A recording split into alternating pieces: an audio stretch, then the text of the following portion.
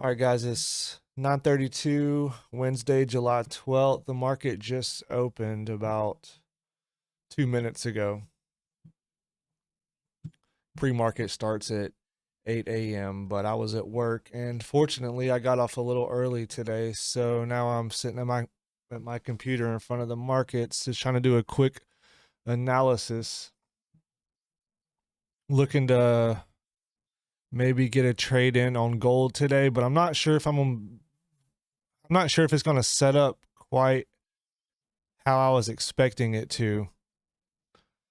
So if we go up to the weekly really quick, so obviously we've already broken out of that range. But what I was thinking last night as I was looking at the Asian session is that, since the daily, we've been in this range right here. So I kind of just put this box around it to remind myself that, we don't have to break above these highs. So I'm not predicting. So if we come back up to these levels, I'm not predicting that we're just going to break out of it and stay there. So I put that box as kind of just a reminder, is like, look, man, we can go back lower. So don't put all your money on us breaking out. But the MACD is still below the zero line. And typically I'm only looking for shorts when I see that. But it does look like we're gaining some momentum up. But what I was thinking yesterday is that we were going to come to the 1950 level and possibly reject off that, because I don't see any reason. I don't really see anything that indicates this this particular pull down has bottomed. So um we came back up and we filled in this area right here, which also is in alignment with the 1950 level, which price usually draws to. So now what I'm looking for, we zoom back down on the 4 hour, we have had really strong cumulative delta volume. So there has been a lot of strong buying. So if you look right here in this range, see these green bars here, there hasn't really been any, not really much strong buying pressure in this range. But right here, it looks like we're coming out of this range with a lot of buy pressure. So I'm not, this could be the breakout. I mean, we could come up to these levels and not come back. Because if I'm looking at this 4 hour chart, this right here to me looks like a low. And I wouldn't expect us to come back down and break these lows for a while. So I'm kind of in a situation where I don't know. I'm not sure what price is likely to do. So if we scroll back down to the 15-minute chart, we have see the London session. We got the Asian session here, the London session. We've already broke above the Asian session high, and during the London session, we came and we tested the Asian session low. We've already broke. We consolidated around the previous week's high. So yeah, this might be price just wants to go from here. I wouldn't be surprised if we did make a reversal pattern and we came back and took out these lows and then we went higher. So if I get some type of, I really don't like shorting moves like this in gold because they tend to just keep going. But I'm just going to sit on my hands until I see something that tells me I need to get in the market. Until then, I don't see any reason to be participating right this second. I'm gonna take a sip of my coffee. So yeah, um, the MACD has just went parabolic, and usually when it does that, just like this move right here. Actually, I need to check something really quick. Uh,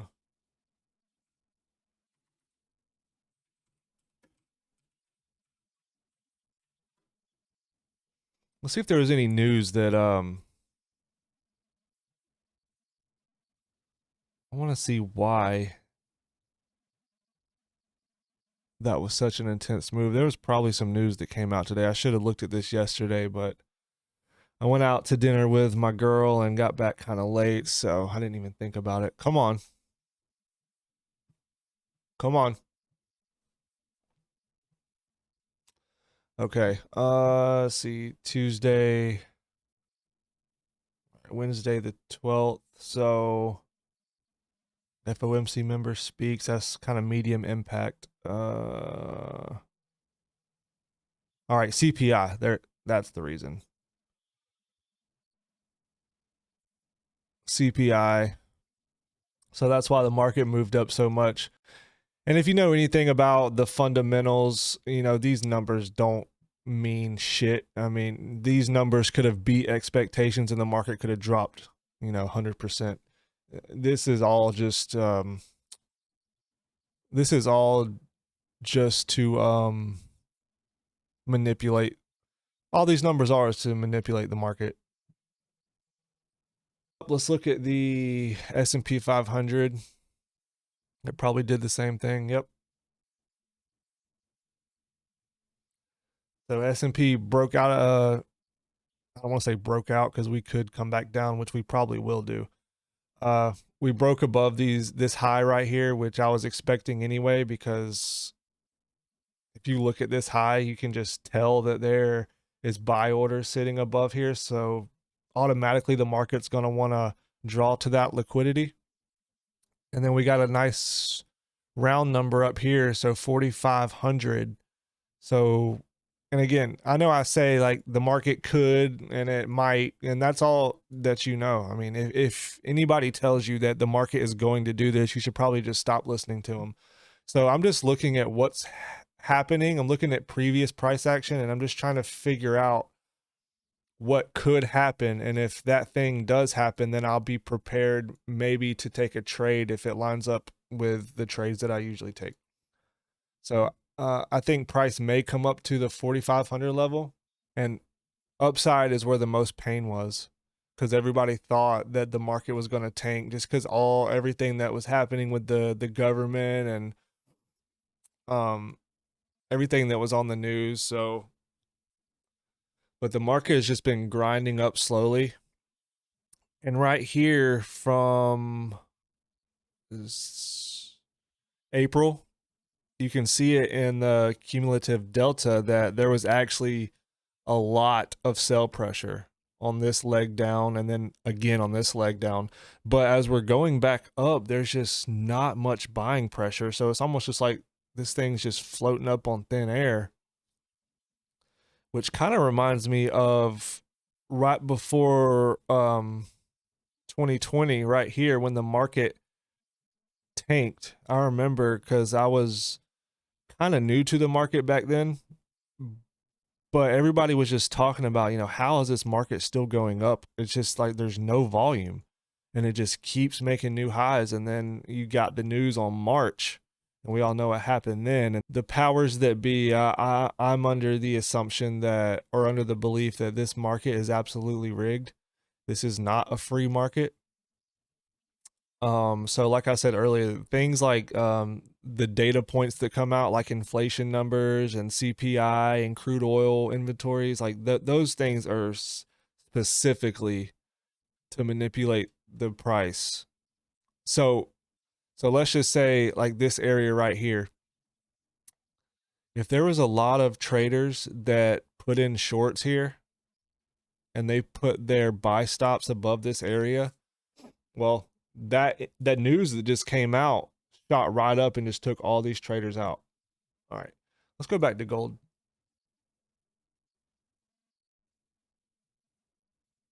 And again, I keep going back to this daily chart just to give me some kind of reference of the higher time frame. So we're still below the zero. I'm not saying we're going to reverse today. We could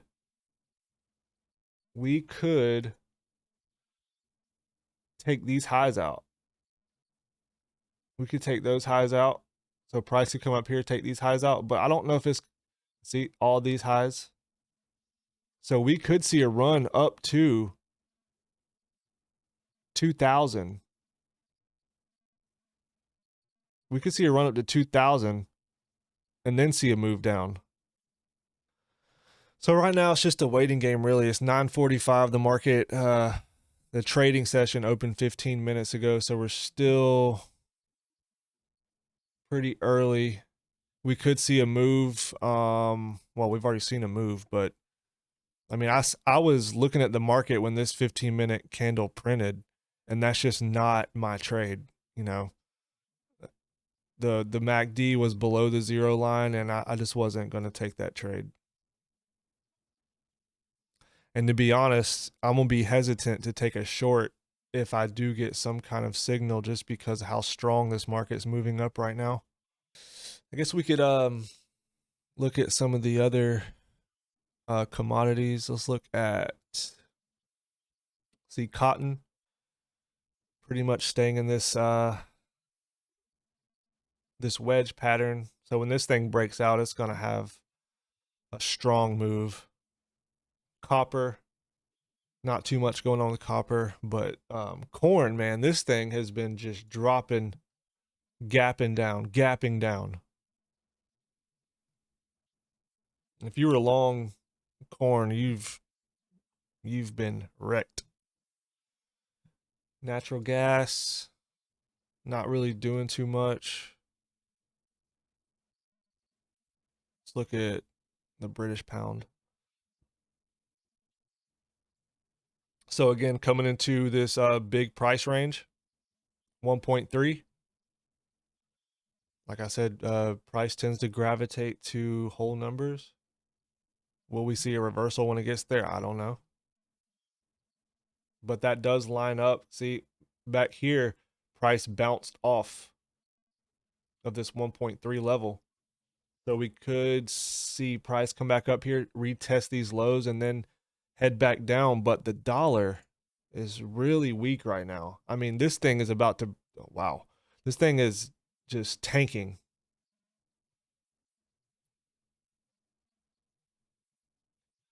So what is the path of the most pain? So if traders see this as breaking out of this wedge pattern, or breaking out, let's just say we get a daily close down here. How many traders do you think are going to go short? So they're going to think this thing is broken out. We're not coming back to see any of this. But when I look up here and I see this area, oops. When I see that area, it makes me kind of question how long we're going to stay down here for. So no, I'm not betting that the dollar is just going to keep moving down. It could for a period of time, but then I think we're going to come back. I think we could come back up to these levels here and then maybe make a move down. All right, so Bitcoin and Ethereum are above the zero line, and they are making that, the MACD is doing what I like for it to do when I like to see price go up. So this thing could like easily smooth out and then come back up, or if we see the price come down, this thing could easily just open up and then just come down. But my overall thought on Bitcoin, I am invested in crypto. But when I look at this price chart, you know, we have been following this parabola up. I mean, we've been bouncing off this right here is when we broke under it. So there's no telling how many people are trapped down here. And then we just came right back up and we keep bouncing off this line.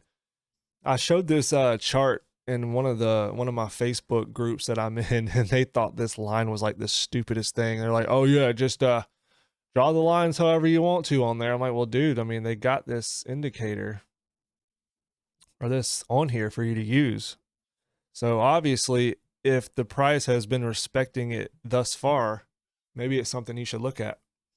And all this is leading up to the Bitcoin halving And there's a lot of